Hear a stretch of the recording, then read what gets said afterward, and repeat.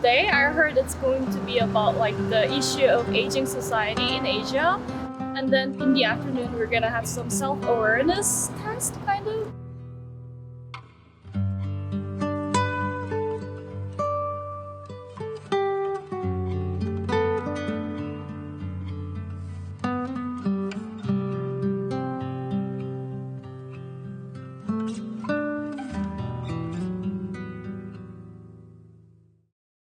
South Korea is going to extinct in 2750. So, and then this calculation was done by, based on their earlier fertility rate, which is 1.2.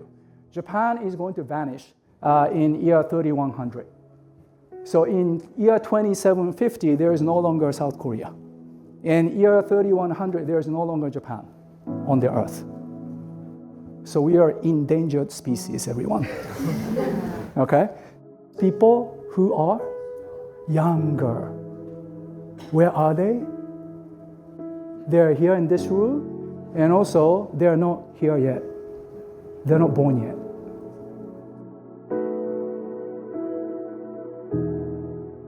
The society starts getting more and more stressful, and the parents also worry that the kids also have to suffering from this stressful society. And they're kind of worried about if they couldn't provide enough education to them or enough source to them, their kids also have to repeat once again what we have experienced or what they have experienced. No, I think it's similar. Like the amount is definitely not enough for like household to raise a baby, like kids, especially considering like how expensive things are for like education, like kids' education in Korea. Like no one's actually motivated to like have more babies just because government is providing a certain amount of money, which is not enough. I fully agree with Heiji's statement, and on top of that, in terms of like parenting, it goes like for a woman and man, right? In terms of economic burden, nowadays people are trying to count like how much you need to spend your money on for a child until they graduate, and it's not like a small amount of money. If our parents or our siblings know our personal choice, so do they have any comments? In mainland China, we do have it. My uncle see that, oh, you don't get married, so he will tell you, hurry you to get married. Every Chinese New Year party. I have like two siblings, like not direct, but like from a cousin. So they were near 30, so close to 30, but they still don't have like boyfriend, girlfriend, so not even close to get married. So nowadays, I think our parents or like our grandparents, they're also trying to change their mindset into more open-minded to marriage. But I found it interesting because like they always try not to say directly to you, but they always use some way to push you to get married, saying like, oh, maybe it will be better when you're 60 and you get someone to be together. So they say in a more timid way, but I think that in their mindset, they still think this is a better option in your lifetime. 就会说啊，如果你60岁没有人陪你，该怎么办？这种 like if when you're 60, there's no one accompany you, then how you gonna do? Yeah. You cannot always go to the like older carings. I think I want my marriage life not to intervene my career life at the same time. That's why I'm also considering not having a baby as well. We depend on ourselves, what we want to do, what I want to do. So, yeah. And today, Kang-yong, can I have your help? I've been hiding something here.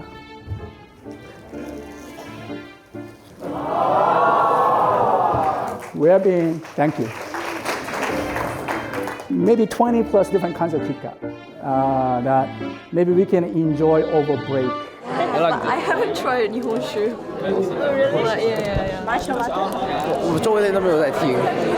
哎，至少我还有听一点。 Good for you. I understand that Professor Fujikawa has introduced what is happening in Japan in terms of aging. We are the first that is going to enter the super aging society. Japan is the most aging society, the forerunner of population aging. For other aging societies, there are a lot of things to learn from Japan. How can we support the growing elderly population? We had a session about aging society. I think that's definitely like a crisis in Asia and pretty much like all over the world that is important to tackle as well. We need to like solve this problem quickly, and with our motivation like technology and also like the business that help us to create sustainable solutions. よろしくお願いします。おお、ちょっと。はい、これが日本語です。ありがとうございます。私、松下翔也と。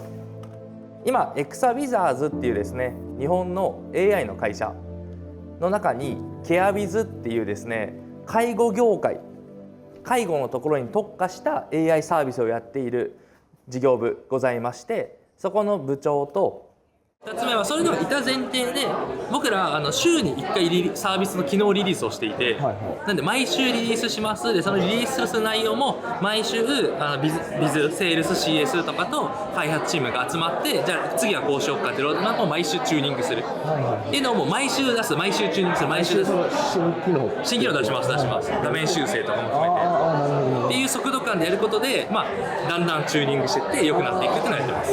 Okay, so the second strategy they implement is that they have very frequent meetups between the sales team and the developing team. And what they do is within the app, they make a change every single week, whether it be the release of a new kind of feature or whether it be like some changes in the UI or like any kind of change, they implement it at least once a week.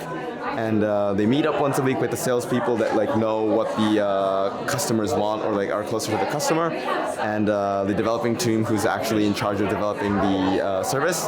They meet up at least once a week so they can like fine tune it at a very quick pace. The key word I think is about the adaptability. I mean the people like elderly people, they need to adapt certain of this technology, right? When the AI already introduced with them, it's not directly they can use it, right? I mean, they need to know how to use it. Like the elder, like my grandparents, they don't really want this kind of technology to be shown in the house, because those kind of technology, most of them they're caring about, they put cameras on top of it, so they feel like insecure. But for the like my parents, so like the middle age, that generation, they think it's like really necessary because it can help them save a lot of energy and time. So I found like one really interesting thing about the product is they have to make the elder feel comfortable, but also make the middle-aged people feel useful. So I think that's like how it's in my household. What we're going to do today is learn how to say hello in 9 different languages. There are 9 Enneagram types. The Enneagram is a framework that you can spend the rest of your life working with and deepening and understanding. The 9s are conflict adverse. They often don't engage in conflict. They often go with what others want because they don't want to stir up conflict. So names given to the 9s are things like the peacemaker, the negotiator. 9s often make good diplomats, good negotiators, because they're very good at seeing both sides of the argument. Type 9, we're like peacemaker. So as a leader, I can see that a peacemaker person would act like a mediator for most of the time. So maybe like if we're in like a group situations and assigned as a leader, type 9 people would just try to observe the situation first and then lend a hand when needed, not like kind of like out in there and just trying to like control the situation. 9s, you ready? Come on, 9s.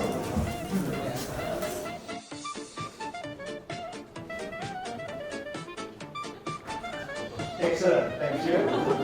Well done. Cameron, just very quickly, we don't have time to go through all these slides. 你们 MBTI 是啥？我 INTJ。我也是。哦，你 INTJ 吗？那个 The Purple Elder Man。Yeah, Purple Elder Man. Yeah. Oh, you? ESTJ. ESTJ. Okay. My test result today is quite the same with my MBTI results. My MBTI result is INTP. INTP. Yeah, I think it's quite like this researcher and thinker. I also like searching up the MBTI and ideogram like matching. I think like it matches like. It does. So I don't know, like pick a random one. Like, so INTJ matches 5, and the ESTJ. I lied. Okay, something's wrong. Yeah, 83. So I think like MBTI and then ideogram, like just the matching. So yeah, you're a 4, right? Yeah. So you match. Oh, Kind of like my match. God. Yeah, you match. Yeah, INTJ. Oh, you know, INTJ is this one. No. Oh, 5 and 1. Oh, so yours you're doesn't match. 4, yeah. Yeah, but my matches. My matches. Yeah. Actually, I don't like MBTI, so I don't remember because I don't put in these box. So yeah, I'm the type 4, so maybe the inner type. I don't hate people, but I'm, to be honest, okay being by myself. Like, because I explored Tokyo by myself, like for the previous couple days, and like I'm okay spending time by myself. But at the same time, I do enjoy the social life. So I think, like me as a type 5 person means like I'm not sad, but I'm just by myself. Yeah. You wanna join? Yeah, come. Yeah. What's your type? 7. 7. I still remember. 7. What is a 7? 7 is basically troublemaker. Troublemaker. And you remember the video? I think there's 2 birds. There's the 7 birds 7 and is like 5? yeah, the 5 birds is like. I took my first MBTI when I was in middle school, Oh. and then like everything but extrovert changes. Wow. Such a big difference. Yeah, so I remember when it was middle school, 8th grades, it was ENTP, but now I'm ESFG. I'm trying to be as neutral as possible, but at the end of the day, MBTI, Enneagram, is just one tool to understand yourself better. But when you got into that category, it's only help you to, for example, if I'm a enthusiast or troublemaker, then it will help me to, I need to adjust or fine tune myself when I interact with someone introverted, rather than like trying to believe myself that, because I'm an extrovert, I need to be, so explosive. So I think like it's useful in that way. But on the other hand, you need to consider that it's not good to only limit yourself in that box, because like human is something more complex than that. And for us to discuss the idea of how we as a future leader can help tackle the situations, like how we would respond to the situations. And today I'll be hopefully addressing aspiring leaders, all right? And we will spend a lot of time helping you to get a perspective on leadership and of course how to get started. Leadership is a very important skill. I think it will be very important to me for my future career as well. Now we're going to do some play acting. So you've been arranged in groups. The first part, role playing, there was some crisis management and some leadership roles that some groups got to play, but not like other groups got to play. So I think it really depends on which group you were assigned to. I would have preferred to be like the director or the senior managerial role, because like those are actual leaders that have to manage the crisis so that the company, although there's a script for the role play, but I think that would really bring up like the leadership skill set that is required to overcome this kind of crisis. During the summer program public speaking class, I realized that there's still many techniques. I realized that I still have to make efforts to develop my skill of public speaking. Do you know many Italians? Italians talk a lot like this. You watch that in Italian Parliament, eh? So, and Japan, of course. So it's not better or worse. It is simply different.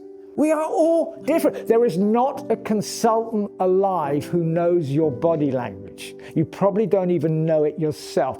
Don't mess around with it because you'll probably get it wrong. It's incredibly complicated. If you want to get your body language right, which I assume you do, only one thing required: attitude. That's it. And when you go to present to somebody, you won't walk in and do this. You'll be energized. So you will get contrary advice on this. Smile politely and ignore them. Public speaking skills is really important for me to tell like key points clearly or make my story or might make my presentation engaging, attractive. The way like Mark said, it's like it's more like how to brainstorm and how to engage people and how to get the trust from people. When you're presenting, be yourself. It really is about trust. It's not about acting. Natural conversation, hopefully you got the bite in the eye scan technique to practice. Talk like things matter. Pause. Give yourself time to think, give other people time to think, like you do when you're talking with your friends, and talk with some passion. Don't worry about the body language. Just have the right attitude. So number one is be yourself. Second one is bear in mind that nobody can think and listen at the same time. I look forward to seeing you all again tomorrow. Thank you. Thank you. Thank you. All right. We'll all see Mark again tomorrow for the self-branding workshop. Okay, when you've done the plotting, put your name on the board in exactly the same spot. Go and put your name in exactly the same spot.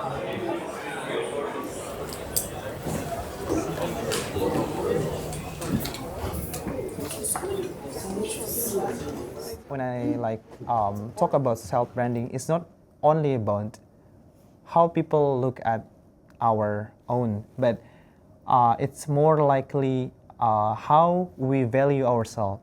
It's not depend on the other people, but it's depend on ourselves. Like we have to honestly for ourselves. It's not only to show ourselves to people, but also show ourselves to ourselves. The important thing about personal branding is how other people see you. So you've got to know your self-awareness to see what they're seeing. I'm making short videos and posting them on Instagram. So I did self-branding by myself, and I found that maybe I'm good at making videos related to Japanese culture or Chinese culture. So I started by myself. I hope very much you can take away something from yesterday and today that will be useful. I really hope so. I have to say I've thoroughly enjoyed being here. Thank you, the organisers, for inviting. I've thoroughly enjoyed it. I hope you've all enjoyed it. If you haven't enjoyed it, don't worry. It's over. Give yourselves a round of applause. Well done.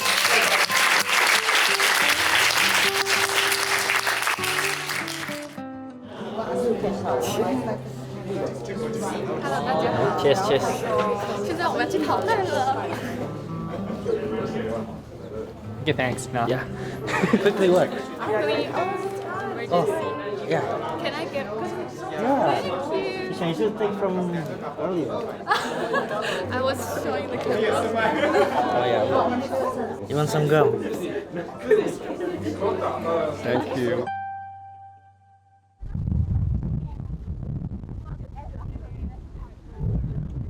Yo, stop. Rolling. Stop.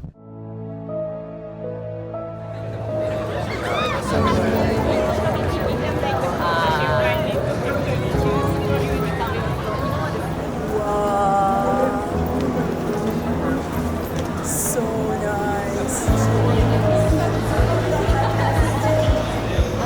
Look K-pop. Yeah. Oh, It's good. Great. Good acting. We can take a video from this side.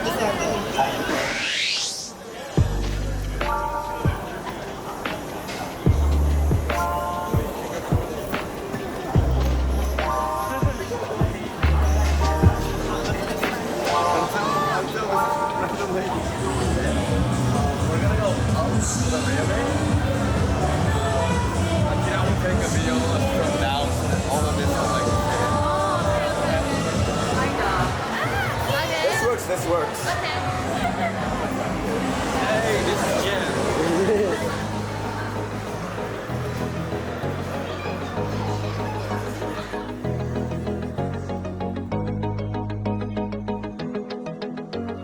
From Shinjuku.